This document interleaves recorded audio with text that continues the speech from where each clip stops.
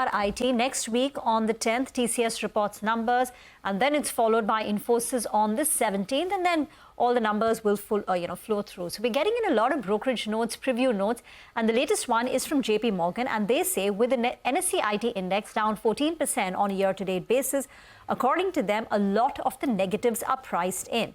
So what they will play for is relief rally in the beaten down names. So they're overweight Coforge, Infosys, KPIT and Tech Mahindra. These are stocks that they like, and the stocks that they will avoid this quarter include TCS, Wipro, hcltech, Tata Tech and Tata Elxsi. There are two changes that they've made.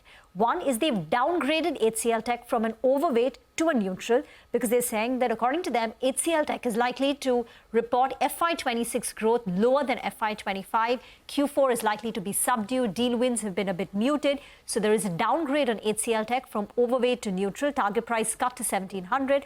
And on the flip side, they've upgraded Tech Mahindra to a neutral from an underweight. And here the key thesis is that because all the companies are struggling on top line, this is a company which will manage to grow its margins because margins are beaten down. Like in Q4, it will report 10% margin. Right. The company's aspiration is to get to 15%. So it's like a low-hanging fruit to improve margins.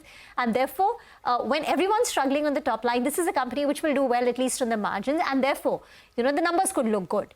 So they've upgraded Tech Mahindra, but it's a neutral call because the company is still in a turnaround. Target price is 1500. And they're also saying that Q4 is going to be soft, as everyone's been saying, because macro uncertainty has increased since the beginning of March. 2 to 5% is the Infosys guidance for FY26, according to them, and hcltech is likely to guide for 3 to 5%. Thank you so much, Reema, for telling us about what exactly to expect as far as IT is concerned. Remember